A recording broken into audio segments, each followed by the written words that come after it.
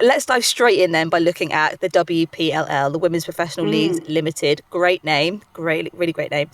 Formerly known as NUCO. This is obviously their first season in charge of the top two tiers. We're now 6 months into this.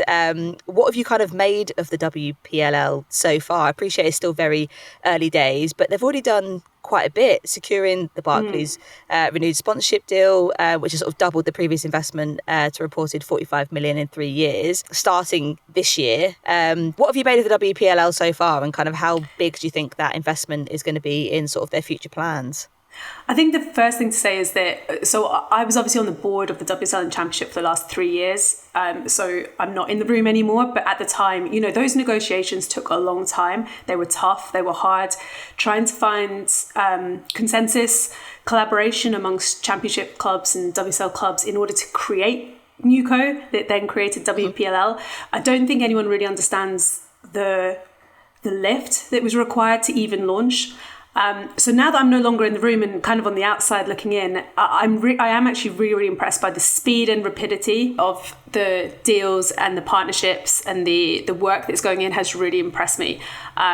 Bearing in mind, you've mentioned the Barclays deal, which I do think is really significant. We've got the broadcast deal as well. They're going through a rebranding.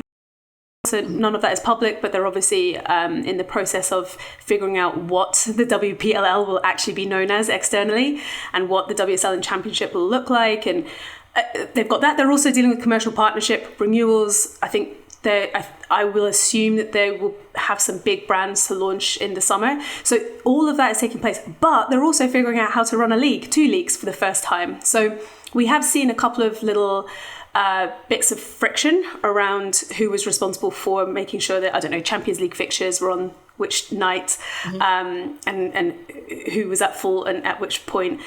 But I think that actually they have got their heads down and they must be exhausted. And I really hope that the whole team got a good break over Christmas, because I don't think that's going to let up for a long time. 100%. I think when you look at, obviously, I wasn't in the room, but I wanted to be in the room to kind of like be that fly on the wall to figure out what was sort of going on. And obviously the legal ownership took place back in the summer. But since then, you've kind of just seen this raft of, the renewal of the Barclays sponsorship deal, but also the Sky and BBC deal. And then we've just had the announcement with Subway taking over the League Cup as well, which is super interesting, from Continental Tires, which, God rest its soul, it probably was its time.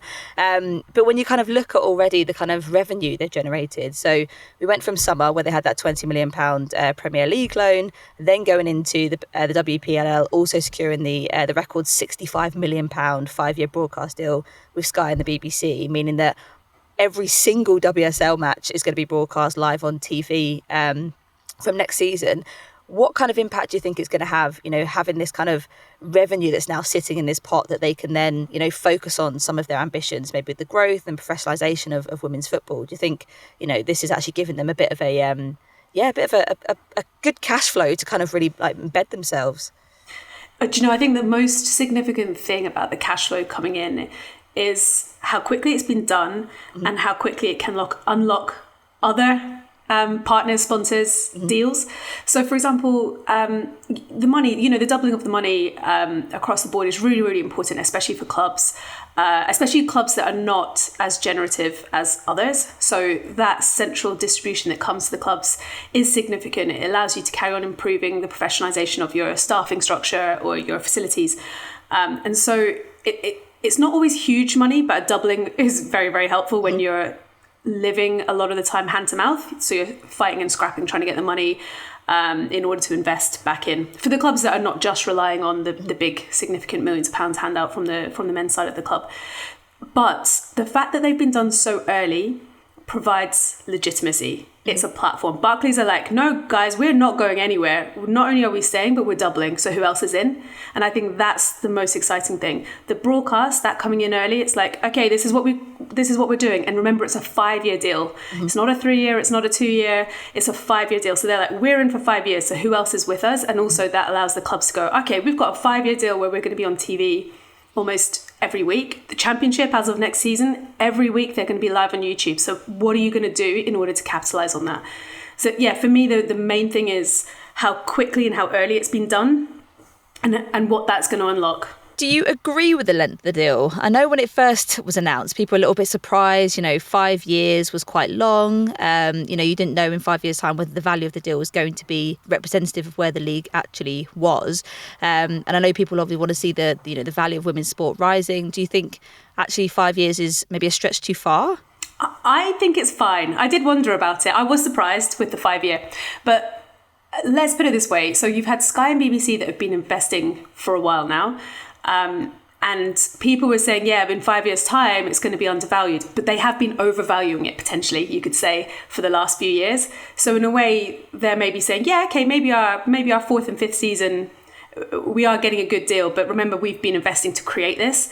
So I think that there's a slight element of fairness around that. But honestly, to negotiate those deals takes a lot of brain space, a lot of energy, and a lot of time. So if you're just saying, we don't have to do that now for 4 years, we negotiate in the last year, that's very, very healthy. You're just setting your stall, you know what you've got. It also allows the clubs to plan because you know that that's what you've got for 5 years, assuming you don't get promoted, relegated. So that is important for the groundwork. No one should be relying on the central distributions for their budgets, but at least if you know that that's steady, that's really helpful because anything else you make on top is what you are generating yourself. So there's no kind of like, oh God, we've lost a sponsor, but hopefully the broadcast deal will go up. No, absolutely not. There's the stability there. That's that done. What are you now doing to create more value for your own fans and your own pockets? 100%. And I think, one of the big factors of the deal that we kind of spoke about last summer was that split in revenue between the WSL and the Championship. So the WSL were going to get 75% of the revenue that's generated, and then the Championship were going to get 25% of that revenue. Obviously, the big talking point is that the WSL are going to be generating the most amount of income, the most amount of bumps on seats, the most amount of ticket sales. So they should be entitled to that share. But then you look at the Championship wanting to close that gap and you think, well, actually, they also need that additional income to kind of bridge the gap between the two leagues. I mean, do you think that's fair, that revenue split? Yeah, I mean, look, I've always been a big advocate for it being a 50-50 split. It was not particularly popular with the WSL clubs, obviously, but because of the things you say, we make more money, et cetera, et cetera. But it's hard to make money if you don't have money. And I think that if you're trying to build a really healthy pyramid, not just the top league, then you do need to maybe overinvest in the areas that are lacking in investment. I think that maybe if I was being more realistic, I would say that, okay, I hear you that you don't want to do the 75-25 split differently, but how about you do a 50-50 split, at least in marketing? Because I do think that over the last 5 years, that when I was involved at Lewes, a huge amount of central revenue, central funding was going into marketing the WSL. So, pitch like big billboards were going up around London that were not being paid for by the clubs, they're being paid for by the FA. Like Lewes never got a billboard, So everything that we were doing was scrapping and fighting off our own backs in that space. And then, every so often there'd be women's football weekend and maybe there'd be an extra tweet that would go out. I'm being a little bit flippant, but do you see what I mean? It's like, apart from the 75-25 distribution split, you got to think about what level of attention and value are you placing on the teams in the pyramid below so that they can lean into that story and can show that they are valued and treated with respect. So I reckon, as we move forward, and I don't know how much money centrally has been put into the marketing sides in this new version, the WPLL. Obviously, we're seeing a slight tailing off on attendances at the WSL, but we're not seeing a tailing off on the Championship. And I wonder whether that's just because they are used to the grind of fighting and scrapping to get attendances. So what you're seeing there is quite authentic growth, which is a little bit slower than the big booms that we've seen in the WSL. But that was also complemented by the fact that they've got England players, and that's where the attention goes. And then also they were getting a lot of central marketing telling people that the North London derby in women's football was actually a thing when it's not really a thing, or it hasn't traditionally been a thing. So I think those are the things that I will find fascinating. How do you how do you invest into the Championship? Because that is only healthy for the WSL, because most of the England under 19 and under 23 players are playing in the Championship. So you got to invest in that so that those clubs are providing them with the best possible environments, infrastructure, training, coaching, so that they thrive and go back to their WSL clubs and go on to play for England. 100%. I mean, let's definitely talk about the attendances because they've been super, super interesting in this first half of the year. So the WSL saw a 41% rise in attendances during the 2023-2024 season, but the average attendance so far is around 6,800 this year, which is 9% down on the equivalent period last season.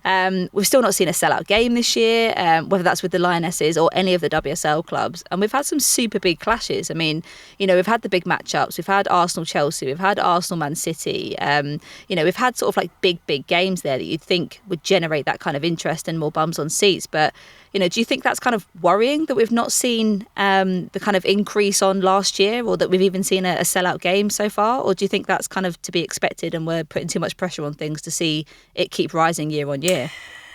So maybe coming back to the championship point, I think that, you know, in general, the championship attendances are just steadily rising. There's no real big sexy numbers that are jumping out. You do now have a new record that Sunderland got when they hosted Newcastle. You know, I was going to say, I mean, 15,387 people in October at the Stadium of Light for the Sunderland-Newcastle game was absolutely massive. I mean, that was huge news. Yeah, it was. It's a one-off, so I'm always a bit sceptical of the one-offs. For me, I think it's interesting to see overall growth from the beginning of the season to the end of the season, or from one season to the next season, as opposed to, I mean, again, for a club like Lewes, I still talk about Lewes as we, you know, our capacity was 3,000. So we were never going to be able to get one of those beautiful attendance figures that everyone would clap and cheer about. But we were getting really great attendances that are currently better than a lot of the current Crystal Palace attendances in the WSL, for example.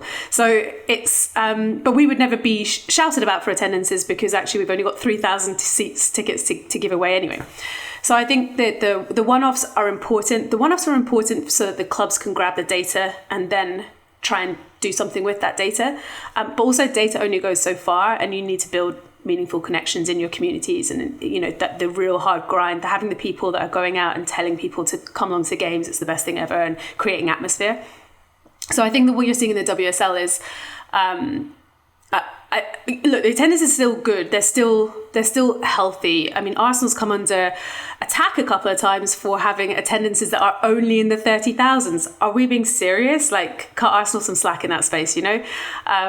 And it's only because they've gone so far, and they had 6 games in the Emirates last season. This season you can't attack Arsenal for now going full hog and say we're going to play all of the games there. So I think that one of the things that not to name drop another podcast, but you know, on the podcast that I run with Matt Cutler, Expected Goals, he has endless spreadsheets, and the thing that he thinks is most interesting is occupancy rates. Okay. So occupancy would be helpful for someone like Lewes because it'd be like, yeah, we are getting a really healthy attendance, and that means that our atmosphere is good. Because I think that occupancy and atmosphere is probably linked quite closely.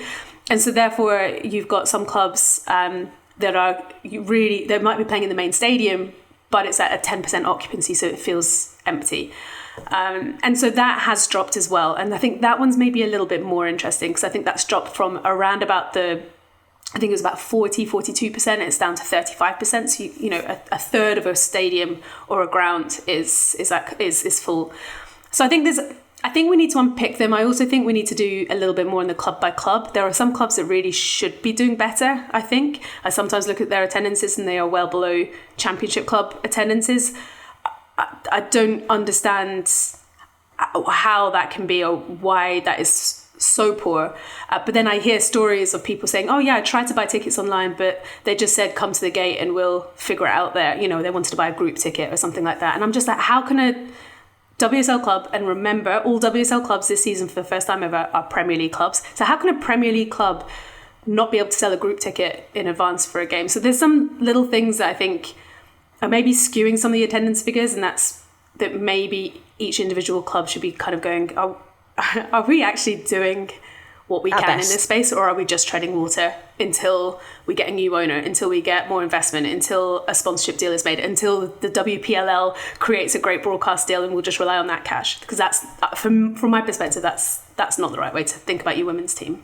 No, definitely. I completely agree with you on that. I mean, there's definitely more that WSL clubs should be doing on that. It's just not good enough that top tier clubs don't have their ticketing options sorted on their website. I mean, those are the basics. So we're heading into the second half of the season, looking ahead to next season. What kind of strategies do you think clubs in the WSL should implement to ensure the attendance figures continue to keep on rising? I know at your time at Lewes, Maggie, you did so many beautiful initiatives around creating these like clubhouses, these mini clubhouses for fans to kind of get involved in, these beautiful coloured boxes that we used to have fans shouting at us when I used to play you guys. It was really annoying to be on the other side of, but beautiful to be on the side of. And then obviously like the cafe and like the bands that used to come to the games, and how do you kind of generate that atmosphere and sort of grow attendances in that way? And what should the WSL clubs be looking to you guys as good ideas? Yeah, I think ultimately this might sound a little bit meta, but I feel like you've got to figure out what your personality is as a club. Who are you? What do you stand for? What's the reason that people are going to come and watch if you might get beaten 2-0 in the freezing cold and it's chucking it down? Like what is there? What is it beyond what's happening on the pitch? And I think a lot of clubs will choose to identify success as how fast and how quickly they can go up the pyramid. So they invest in the team and they only think about the team in the football vertical. So if they do have a little bit of cash and they want to get promoted, they just buy better players, maybe better coaches, support, but they don't think about the business side. And I think ultimately the challenge or the danger with that is that that can be quite cheap to do at lower levels. But as soon as you hit the championship, you can't afford to do that anymore because it's actually quite expensive to run a team. You can't do that at the WSL. You need to have a business. So before, where you were willing to soak up the losses, you can no longer afford to soak up the losses now that it's hitting millions. So I do think that most clubs are maybe behind the curve in terms of thinking about the women's side as another business that you have to foster and grow. And the way that you do that is think about what people want, what's going to make people come back in the low periods when they're actually struggling. And what do you stand for? What's your personality? Like, I think everyone knows that Lewes had a strong personality, especially when it came to gender equality in football. But we also had a very strong community personality, and maybe that's possible because we were in a small town like Lewes. But a lot of the things we did were constantly trying to connect people to a bigger purpose, and why would people come? So we also had our garden, we basically had like a community garden inside the ground overlooking the goal at the far end, and so people could actually come in and cut off their tomatoes. We used to gift like a big leek to the player of the match sometimes. They're just funny, right? It's just like personality stuff. Like sometimes players would come in and they'd be like, what on earth is this? And then sometimes players would come in and go, I really want that leek. It's just different, right? And we had the little beach huts, so they were our corporate boxes. That was established originally as an April Fool's joke, and then someone it took off. I think it was before my time, but it was like, hey, our corporate boxes are now beach huts, and then someone said, actually, that'd be a great idea. Let's just do it. So I think it's just constantly trying to figure out what does your community want, and how are you going to stand out. And if we are attracting all these new fans to football, to women's football, why are they going to come to you, and why would they not go somewhere else? So I was always thinking, how do I scrape away those Brighton fans that don't want to drive all the way to Crawley? And sure enough, we would end up having fans that came once to a Lewes game because Brighton were playing up in Manchester that weekend. They weren't going to travel, and then they'd be like, actually, we like this better than at Crawley. So those are the kinds of things we were doing. Like, how do we make it so that it's possible? How do we make it so that people want to be here regardless of what happens on the pitch, in a way? Or do you think that was one of the benefits that you guys had at Lewes, is that you had a ground that was your own, that you could kind of establish and create your identity and kind of, make it a very Lewes-centric place? Whereas I suppose with a lot of the Championship and some of the WSL grounds, obviously sharing it with multiple clubs, your branding has to be taken down at the end. The club colours are all over the place. There might be, a red and a blue and an orange from all the clubs that play there throughout the week. And talking to Brighton, obviously they've just had the news this week that they're having that the sort of the women's only stadium being built, that they'll be able to kind of make their own and kind of have their own identity. And obviously they're doing super well in the WSL at the moment with all the investment that they've been making. So do you kind of think that that's the way that the direction it should be going, that we kind of have more women's only stadiums? Or do you actually kind of think there's a good benefit in the Championship and the WSL clubs playing at the sort of the main stadium or the men's stadium? Which would you prefer? Yeah, I mean, the whole debate is quite nuanced, because I also mentioned occupancy rates and, the fact that you might not want to have just a 10% occupancy in a big stadium. However, the players would much rather the facilities, a nice pitch, good change rooms, good medical facilities. So there's no way that I would be advocating for teams to be playing in poorer facilities just because they've only got 800 fans and it's better in a 2,000 capacity. Absolutely not. Like, you need good facilities for players, number one. And I think that some of the facilities that players have are pretty poor, including at Lewes. Our changing rooms are terrible. And it was one of my biggest regrets that we weren't able to modify or change those, for example. Oh, they had heaters though. There was so many grounds that we didn't have heaters in. So we always respected that for sure. Oh, good. All right. We tried. Just on a slight divergence, one of our men's managers when I was at Lewes, quite a while ago, wanted to paint the away changing room brown. And you might have noticed that there's no plug sockets in the away changing room, Chloe. I'm not sure, but he had them removed. The idea being that then they wouldn't be able to plug in the sound system. The problem is that today you don't need to plug in a sound system.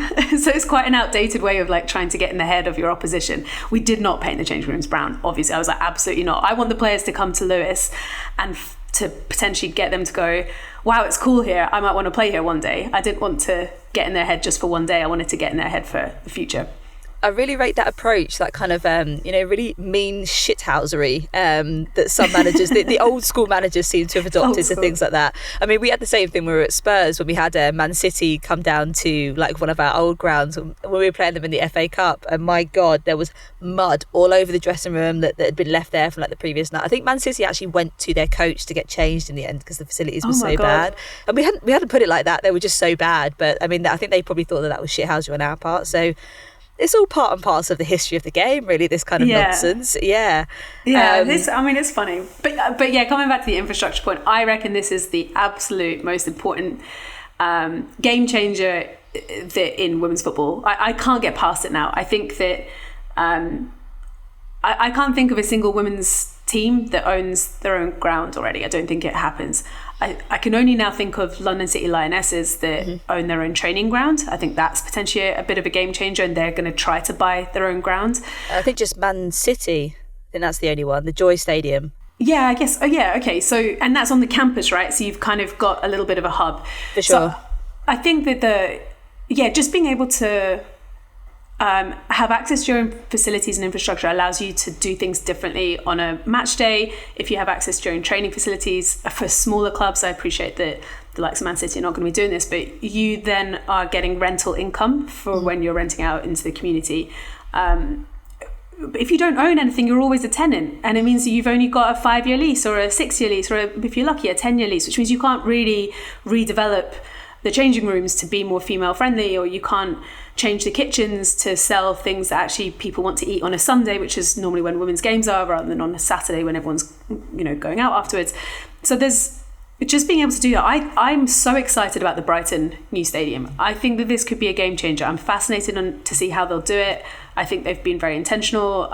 Again, Brighton are always thinking a few steps down the line, and so I am really excited to see what they do there and what the knock-on effects will be, what they'll learn through that process, and how they'll share some of those learnings. I think it's cool. I'm excited about it.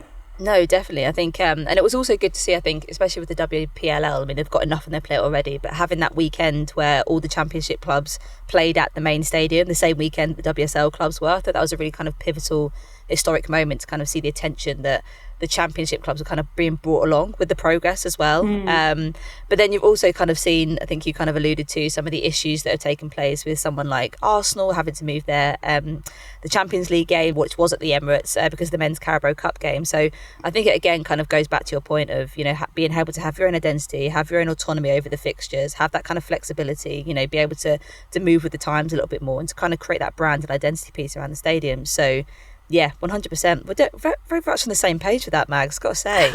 I think that other element on this is now that all the WSL clubs are Premier League clubs, that means that all those clubs have very, very, very big stadiums.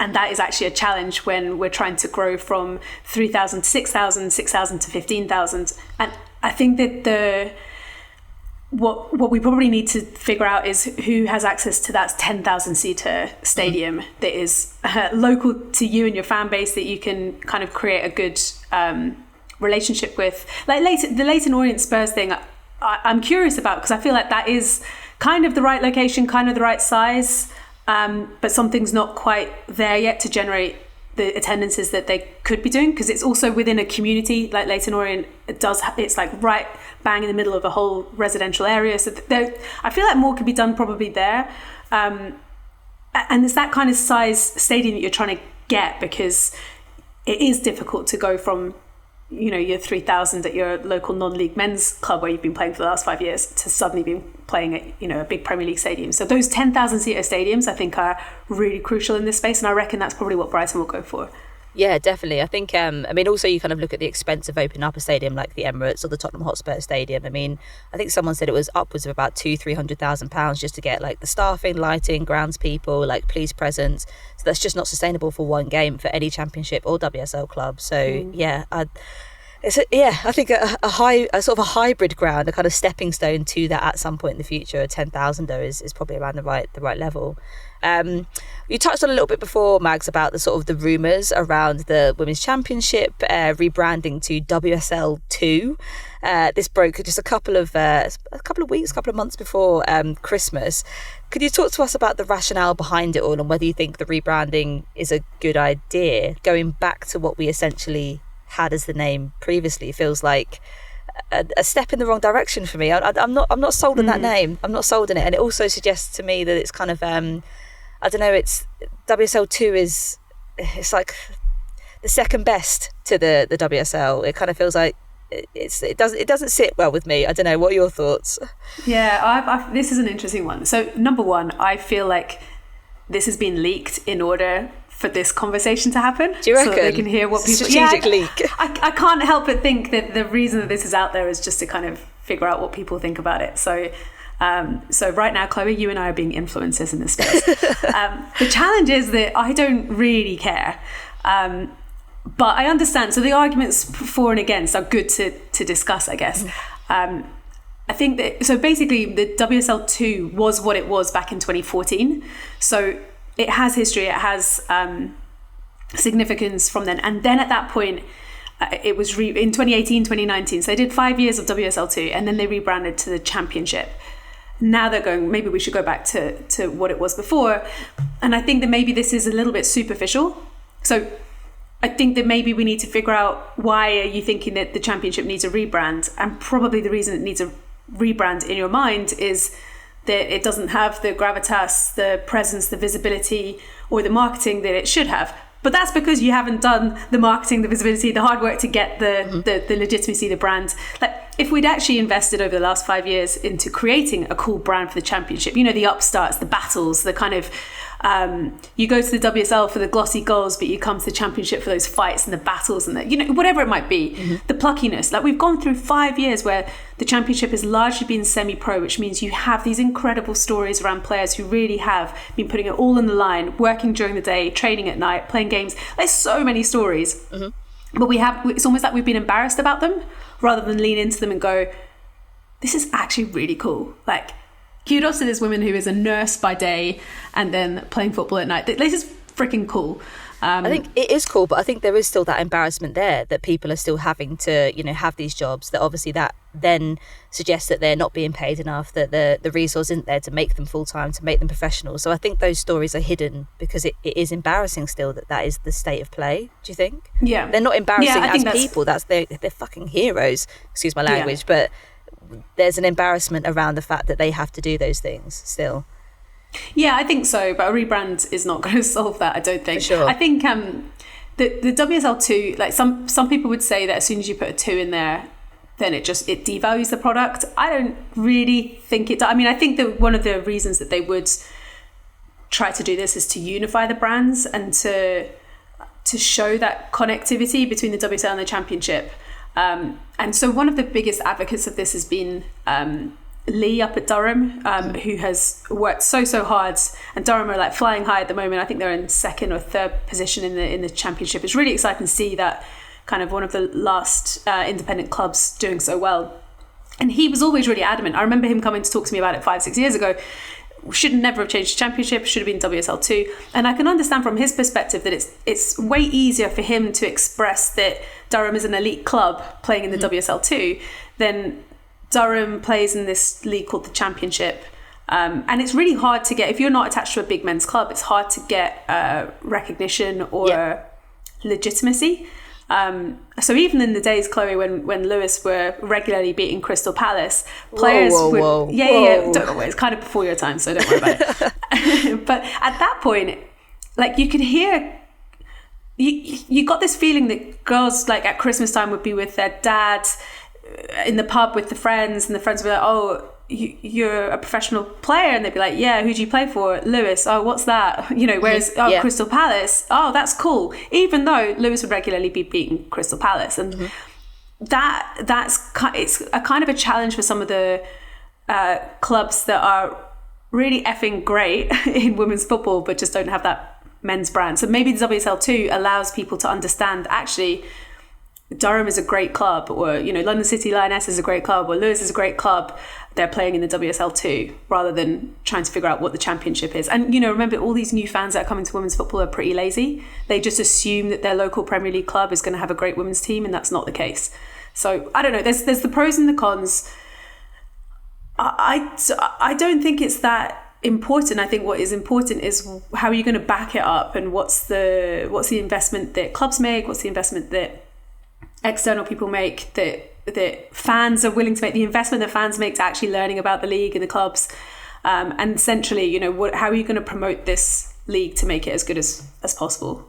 I think you've actually raised some really what it's called. Good points with that, especially around the validity of, I mean, the amount of times that you'd say, even when I was at Crystal Palace, I mean, Crystal Palace is a well-respected sort of club in terms of the sort of the Premier League presence, but even then it was like, oh, okay, well, you must, you know, you don't take it seriously, or, you know, and then obviously you'd have to explain that you were, you know, still in a job, and they're like, okay, well, cool, and then you kind of lose credibility the more you spoke about being with Palace, even a name like that. So I can't imagine what it must have been like if you're with a Durham or a Lewes or a London City Lionesses, where those names just aren't mainstream names, or they're not as mainstream, I suppose, as the Premier League club. So yeah, I do actually really buy into the point about sort of having that WSL presence in the title to kind of give it that the kudos that I think has come with it now. Yeah, okay, all right, that's slightly altered my opinion somewhat. I mean, I'm a fairly reasonable person. Yeah, who knows? I'll be excited to see it. WSL 1, WSL 2, it's a bit boring as well, but, you know, maybe that's what we... Also, I thought they'd want to get a shift away from WSL, because all the domain names in the World Surf League, so I thought they'd want to shift and call it something else. But it's any new name for a league is always a little bit naff, isn't it? It 100%. Always feels a little bit American, or it always feels like, you know, when you're just creating something, or maybe it's that heritage thing. I think in England, like, football culture is so deep that the idea of setting up something new which has super in front of it is just like, oh. I don't envy their position in what they're trying to achieve, because the fan base is so big now and it's so varied, and it covers just a multitude of different people who are getting involved in fan bases. I mean, trying to figure out the branding of that and choosing a name that kind of truly reflects the diversity of the fan base is rather them than me, 100%. But it'll be interesting to see, when they drop the kind of new branding, the messaging, the tone, the kind of colourways, hopefully in summer, because I think that'll be the real proof of the pudding, whether they've what colourways would you go for? Purple, orange, I think something quite edgy, diverse, progressive, I like that. Lime bold. Green. Yeah, I think like a third colour, like a green or like Brat a neon summer. or something like that. Yeah, I think something that kind of gives that kind of energy. And I think I take that a little bit from the NWSL branding as well. Yeah, a lot of that, like when you look at San Diego Wave, or like Gotham's a little bit darker, but, you know, when you look at some of the sort of key messaging and colourways and branding around them, I mean, they're super cool, super edgy, super like... Yeah, they're great designs. So I think with Nikki Doucette and, you know, all the experiences she has abroad, and with her background as well, I think she'll probably be maybe looking at the NWSL as one of the ways that she gathers inspiration for it. And if they play their cards right and they get the branding right, they could actually tap into merch for themselves. So, you know, having a WSL, whatever it's going to be called, merch line, if they get it right, for all these like floating fans that don't necessarily, but it's got to be done well. Yeah, it's got to be edgy enough. It's got to be cool enough for people to want to buy a WSL tote bag, or yeah, and it's got to be a little bit, if you know, you know, because obviously we, when we're working in the space, think that everyone loves women's football, but people don't. So if you were wearing that cap or the tote bag, and then you saw someone on the tube with one, you'd be like, I think it's that. It's a slogan as well. When you look at someone like Together, and when there's sort of, everyone watches women's sports, like how effective that was, and like how crazy that kind of brand has become. It is like you're in the club, you're in the know. So yeah, we'll wait and see. We'll have another catch up in summer as well. Speaking of summer, obviously a massive event happening this year. Really looking forward to obviously seeing how the Lionesses fare in the Euros in Switzerland this year. Obviously, we didn't have a big tournament last year. Obviously, we had the Olympics, but with Team GB not being a part of it, maybe that's kind of had an impact as well on attendances and kind of what we've seen sort of with the Lionesses having a big impact on the domestic leagues. What do you expect this tournament, or the impact of the tournament is going to have on women's football afterwards? Like, do you reckon we're going to see the same sort of attention and pizzazz and excitement and kind of like buzz that we had after the Euros 2022, or do you think it will sort of I don't know, do you think it will be different? I feel a little bit worried about it, to be honest, because I feel like for England fans, new fans, nothing is going to be as good as the buzz and the rush of your first ever win on home soil. So even if England do well, even if they get to the final, if they don't win it, it'll be seen as like a negative. Yeah.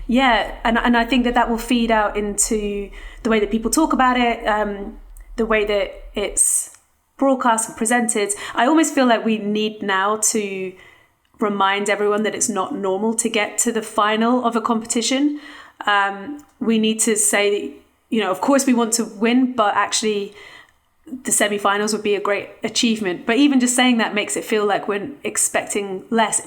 But I do think that now that there's a lot more people, it'll be very, very hard to replicate the great highs. I mean, that was like a magical summer. It was post-COVID, remember? So it was kind of like people were suddenly back out in stadiums, having parties for the first time, post-COVID. England Lionesses have saved the day. Everyone's really happy. So I think that's going to be really, really hard to replicate. Obviously, there's going to be, with good attendances, the clubs need to be working right now to be thinking about what's their strategy to capture the new interested people. But what I think the couple of areas which are going to be really exciting are around Wales. Getting in 100%. First ever tournament. I'm so happy for them. I was devastated about Ireland going out, and the fact that they were playing each other to decide who would go through. I genuinely felt like it should be like MasterChef, where they're like, do you know what, both of you guys deserve it, you can both go through. Like, that's what I was wanting, and I was devastated. Like, it was really weird because I know people on both sides, and the staffing and the players and stuff, and I was just like, I really wanted both of them to do well. It's impossible. So I'm happy for Wales. I hope they have a brilliant tournament. I think the Welsh FA have been working really, really hard in their women's football strategy. So I think it's like credit to them, and it's exciting to see what they can generate fan base wise back in Wales, and how exciting that is for the league there. So I think that's one to watch. And obviously Switzerland as the hosts, let's see if they can make the most of it, because I think that some countries do well. I think England did well in terms of hosting and then pulling through into legacy, and then others don't do so well. Like France, I don't think France did a good job on the legacy around the 2019 World Cup. So for me, when I look at it, if you take out the football and who's going to win and the excitement of the players that we might see, if you just look at like the impact, the growing the game side of things, I think there's a couple of countries that I think will be really interesting to see the impact. And I reckon the fan base for Wales are going to be amazing.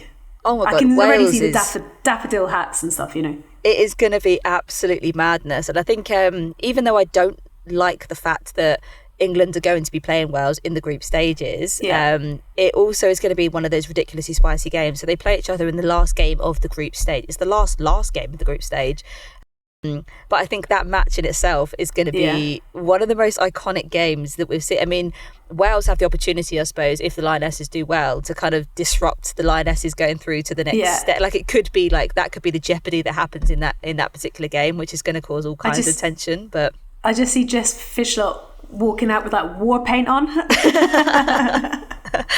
like Jess and Leah going out like head to head, I think is going to be one of the most iconic moments, because I think there's something so beautiful as well about those kind of underdog moments, like going into the tournament. And it'll be really interesting to see how Switzerland fare as well. Like you said, I think host country, big expectations, but at the same time, like they haven't done too well with like previous tournaments. So I think there's definitely something about having your, you know, your home fan base like with you. You're kind of everyone's going to be getting behind the culture. I mean, we went out to Switzerland a couple of months ago, me and our social media person, and the landscape and the beauty of it and kind of the scenery and like it's just a country that I never would have thought to have visited. But honestly, it's an hour and 15-minute flight, super easy. You could go over there in a day and come back again for some of the games, but you might need to pack your own lunch because it's quite expensive. But oh my god, it's about 50 quid for a sandwich, but at the same time it's it's one of those like lifetime experiences, and I definitely go back there again. But yeah, I think I've got to agree. I think there was like a perfect storm, I think, of the Lionesses winning on home soil again, sort of, after COVID and everyone kind of getting back to things and needing